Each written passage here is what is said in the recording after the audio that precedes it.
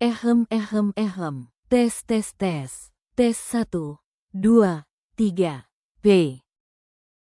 Sebelum kita mulai, aku cuma mau kasih tahu kalau SPMB Yayasan Perguruan Darussalam sudah mulai dibuka loh. Gak cuma SMK doang, tapi di Yayasan Perguruan Darussalam juga ada MI, MTS, SMP. Ayo buruan daftar, sebelum kuota penuh.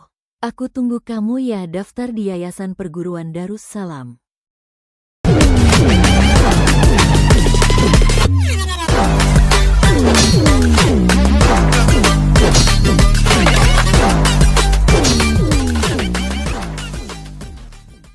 Assalamualaikum teman-teman semuanya. In this learning video, let's talk about an advertisement. Dalam video pembelajaran kali ini, kita akan belajar tentang advertisement. Kita akan bahas apa sih advertisement itu? Terus kenapa ya orang-orang membuat sebuah advertisement? Gimana sih cara membuatnya? Lalu seperti apa ya contohnya? Baiklah, semuanya akan kita bahas di sini. Tapi jangan lupa apa? Jangan lupa untuk like, comment, dan share video ini agar bisa bermanfaat bagi orang lain ya. Thank you.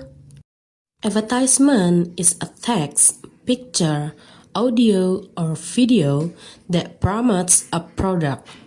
Jadi, advertisement ini adalah iklan dalam bentuk teks, gambar, audio, atau video yang mempromosikan suatu produk. The advertised item can be a product or a service. Produk yang diiklankan dapat berupa suatu produk atau barang ataupun suatu jasa. Nah, aku yakin banget kalau teman-teman di sini pasti udah sering nonton atau membaca sebuah iklan kan?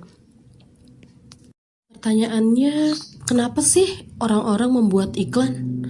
Okay, the first one is to invite readers to buy or use the goods or services offered.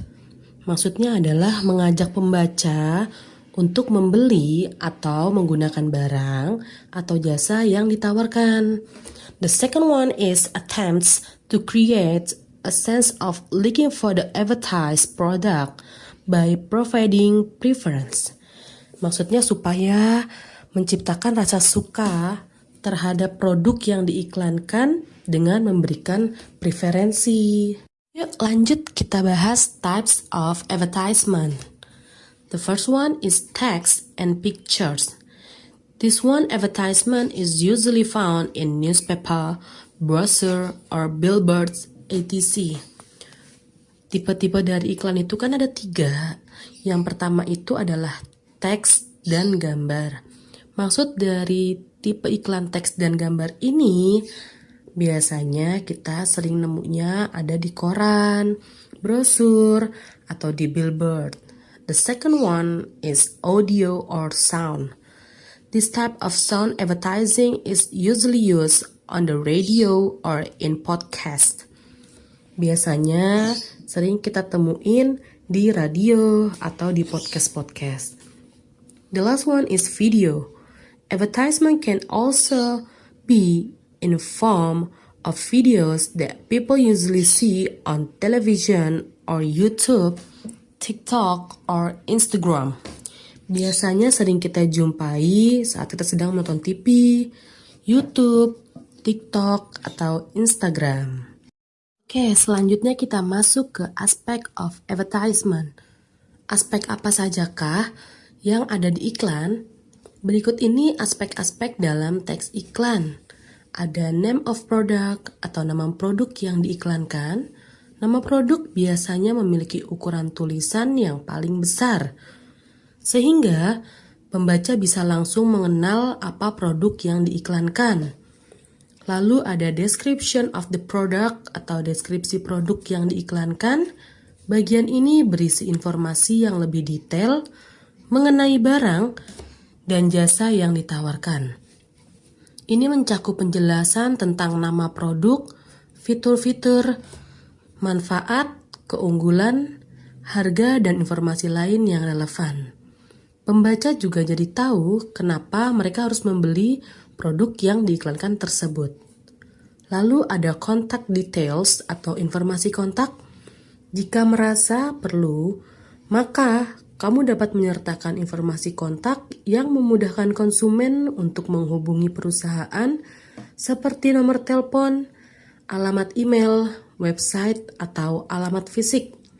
Yang terakhir ada catchy language atau bahasa yang menarik perhatian. Selain menawarkan promo, kamu juga bisa loh menonjolkan keunggulan produk menggunakan kosakata yang menarik. Lalu bagaimana sih dengan teks strukturnya?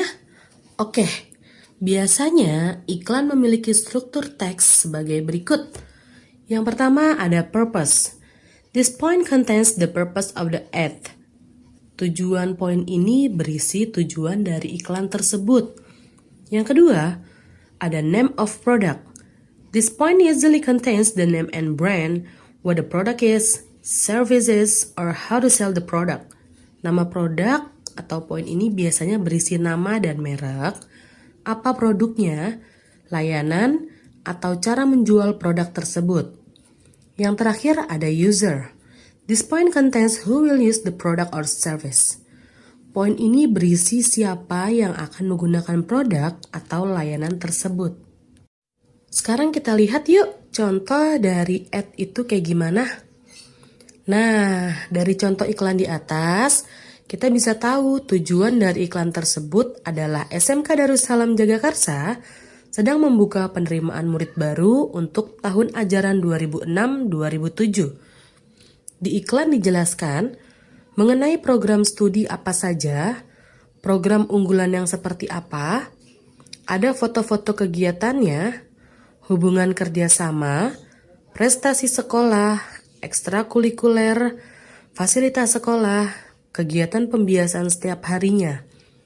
Selain itu, ada informasi kontak yang lengkap seperti nomor telepon, alamat sekolah, Instagram, TikTok, dan YouTube.